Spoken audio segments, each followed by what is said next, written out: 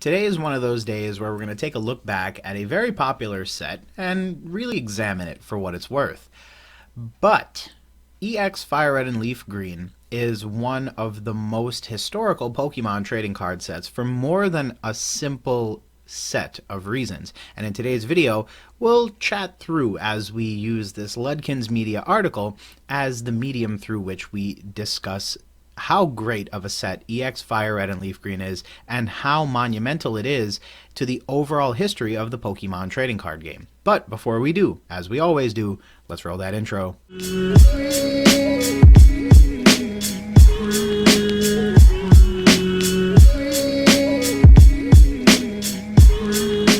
Hey Gengar Gang, what is going on? My name is Ryan, this is the Analytic Gengar, and welcome to another video. In today's video, friends, we talk about the Pokemon TCG retrospective, EX FireRed and LeafGreen, an article on Ludkins Media, but more importantly, today's video gives me a chance to not only show and highlight this article to you all, but in addition to that, add some of my own commentary on why this particular set is so special to the overall Pokemon TCG. So, without further ado, let's go ahead and dive right on into it. As always, the article link will be down below in the description. Go show some love to Ludkins Media on any of their socials, as well as clicking on the link and reading the article for yourself. And of course, as always, if you like today's video, definitely feel free to leave a like down below. And hey, subscribe if you aren't already. It's the easiest way to help support the channel and let me know that you guys enjoy content like this. So, if we're looking at the article, obviously purchased, LOL, March 30th, 2022, so really not that long ago. This article gives us a little bit of a retrospective and helps us to reflect back on some of the more specific items that were so unique to this particular trading card expansion, EX FireRed and LeafGreen. So, scrolling through the article, you'll see 18 years ago, Japanese Pokemon fans were transported back to Kanto in an updated retelling of Pokemon Generation 1 video games. So, FireRed and LeafGreen would go on to sell over 12 million copies worldwide, and honestly became one of the franchise's most beloved video game expansions. So interestingly enough, these particular video games quite really may rival the original games because they just ever so slightly enhanced many of the mechanics and many of the different ways that the original story was presented in this new updated telling. And of course, part of that is driven by the Game Boy Advance and its technological improvements over the original Game Boy Color and Game Boy, where the original Pokemon games were originally released. Now, the writer goes on to say that in this article, we're going to go back to 2004 and celebrate the 18th anniversary, LOL, of FireRed and LeafGreen's release by looking at their TCG counterpart. Now, that is a really interesting statement, and I think that's one of the main points that I wanted to make in today's video. If you're looking at the Pokemon TCG as a whole, Generations 1 and Generations 2 were relatively linear, in as much as you had a very simple formula to things. Pokemon games and then Pokemon trading cards. However, in Generation 3, something interesting happened. They re-released Generation 1 games, and then they dropped a matching trading card expansion at or around the same time. And for many fans of Pokemon, we will all unanimously be able to agree, Pokemon is a multimedia franchise, meaning you get the trading cards, you get the video games, you get the anime, you get the made-for-TV movies, you get the VHS tapes, you get all of the different stuff that makes Pokemon such a integral part of some fans' lives. And what is so interesting to note is that this was one of the first times that Pokemon ended up having to kind of flip back in their playbook and revisit a previous generation. Now, in a recent video that I made a special note about how Pokemon's Legend Arceus is causing a similar type of change to occur within the TCG. It's the first time that one of these quote-unquote non-mainline Pokemon video games is having such a drastic impact on the way that we're seeing the TCG roll out future sets. So, what was interesting to note about FireRed and LeafGreen is that this is the first time any of that type of stuff actually occurred. Moving on with the article, On August 30th, 2004, a mere 2 weeks before the North American release of the two video games, EX FireRed and LeafGreen launched as a TCG expansion. So this expansion brought back Kanto Pokemon, updated to feature some more modern artwork. Bear in mind, at the time, the EX era was making extensive use of 3D rendering in many of their artworks, and so what was also cool was that we got to see some original Kanto Pokemon that might have otherwise only been illustrated in the past now have 3D renderings as well in some of their artwork. Obviously, you got the EX mechanics, which created some really insanely cool artwork and really rare Pokemon cards. And then, of course, because it's the EX era, there's also a very hard to pull secret rare that effectively was another really cool thing that didn't necessarily exist in base set, obviously, and at the exact time that the particular base set of Pokemon cards in the original video games came out. So just another interesting thing that the EX era made extensive use of that got featured once we got to revisit the Kanto region in EX FireRed and LeafGreen. So at the time of writing, booster packs are selling upwards of $250 with multiple listings on eBay. Bear in mind, those are probably loose packs, not blister packs. And then a full booster box anywhere between $17,000 and $20,000. A really impressive figure if you think about the fact that these packs were quite literally retailing for, give or take $100 distributor pricing, and then about $4 a pack in stores way back in the day. Gengar EX regularly fetches over $1,500 as a PSA 10, and obviously many of the other Pokemon cards featured within the set are very valuable, including, but certainly not limited to, everyone's favorite spicy fire flying iguana. For many fans of the Pokemon video game series, the return to Kanto opened up their eyes to a return to the TCG as well. And that's another very interesting statement that got made there. This is actually true, and we know this for a fact. When base set launched and the base set of Pokemon cards as well as the original video games launched, there was a huge boom in the popularity of Pokemon. Unfortunately, right around 2002-2003, there was a sudden shift in the overall culture, especially in the North American market, and it started featuring a lot more things like Harry Potter and a lot more things like people just growing up and kids being a little too old to care about Pokemon. And so what was interesting was that may have been part of the reason why Pokemon decided to revisit the Kanto region, because they knew that some of their original fans, and therefore some of their original customers, were actually getting a little bit older and needed a little bit something nostalgic to bring them back into the loop. And so that may have been part of the reason why FireRed and LeafGreen were created as video games as well as a trading card game.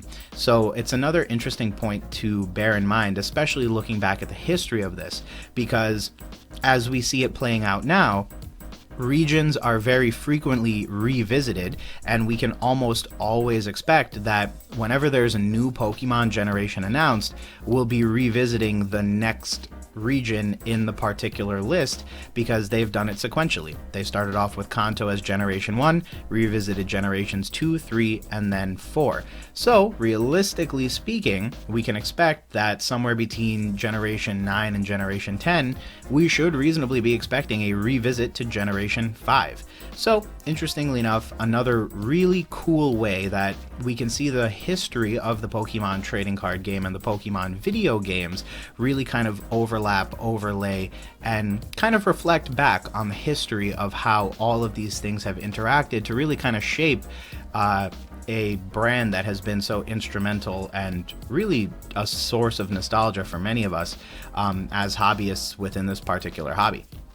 Now, moving on, EX FireRed and LeafGreen's main set is filled with Pokemon fan favorites, of course, things like Dugong, of course, and Snorlax.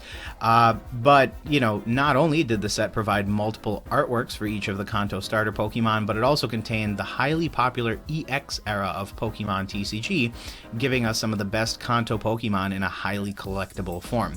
Meaning, obviously, the EX era is one of the most sought-after eras for a variety of reasons, and as a result, you now have the ability to see Kanto Pokemon in arguably one of the most cool and most sought after hyper rare / ultra rare type of Pokemon cards that exist out there.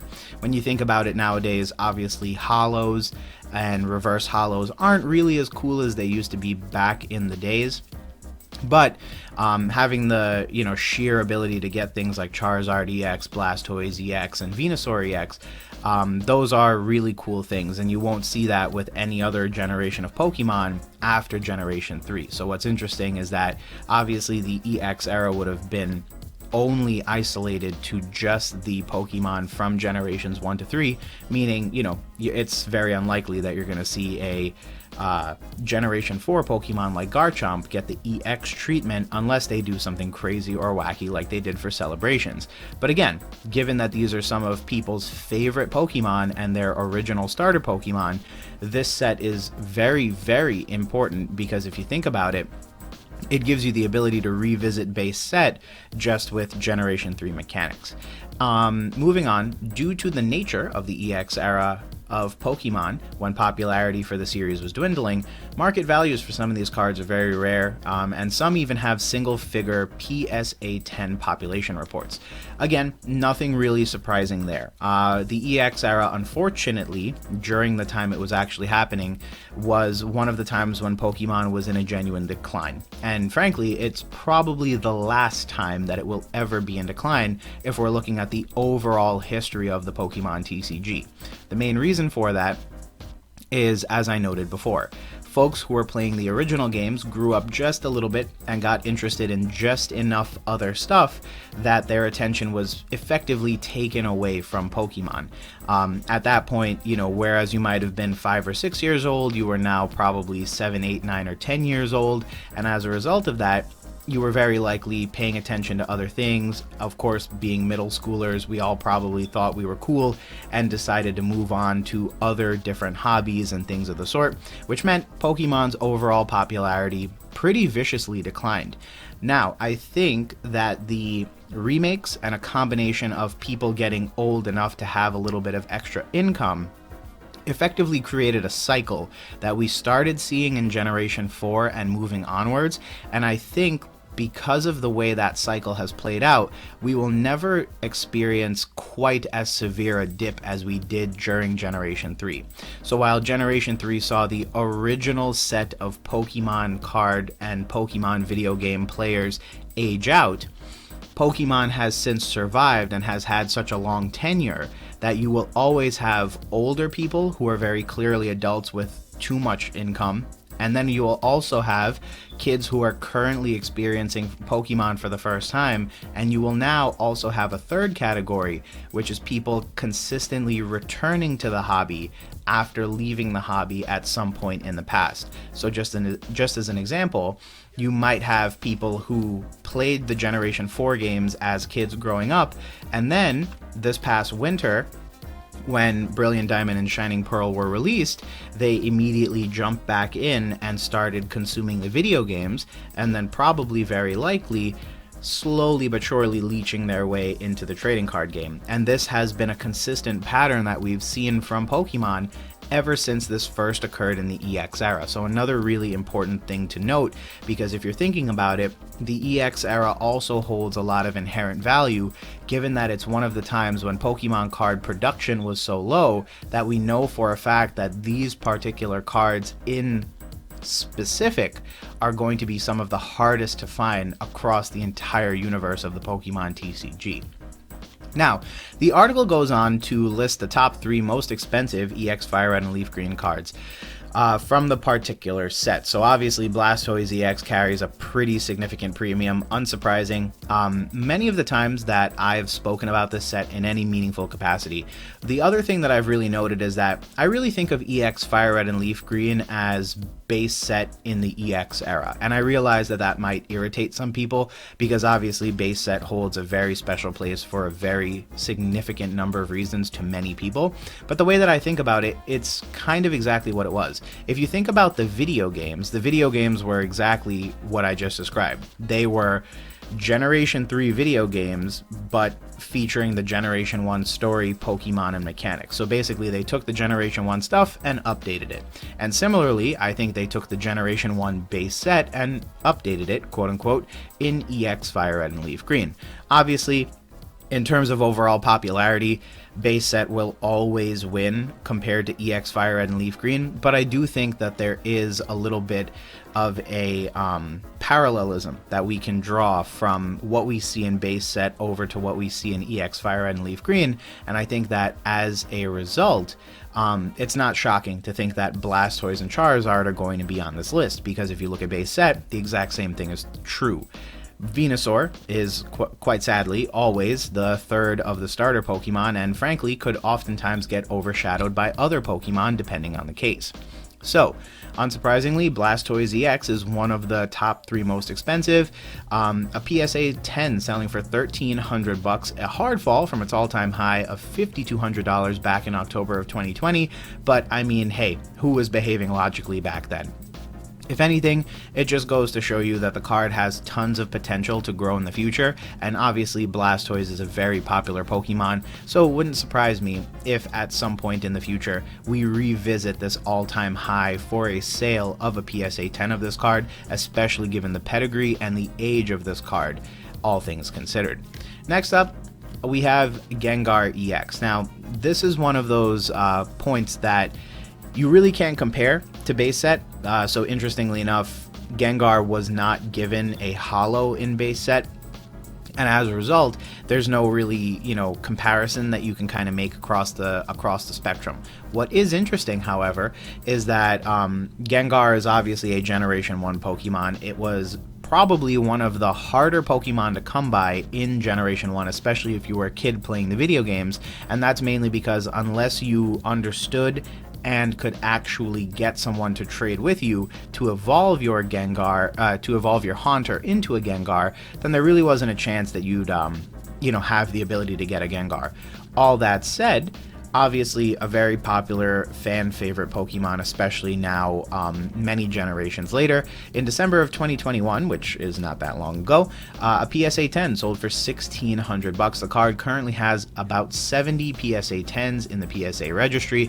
I'm sure there are some competitors both on the BGS and the CGC side, and what's also really cool to note is that Gengar is one of those Pokemon that again, a lot of people will have random associations for. Obviously, this channel is quite literally named for the Pokemon, and so it's just frankly one of those things. But what's so cool is that when they had a chance to revisit Generation 1, they did what they didn't do in base set, which is give a very popular Stage 2 Pokemon a ultra rare, which they did not do in base set.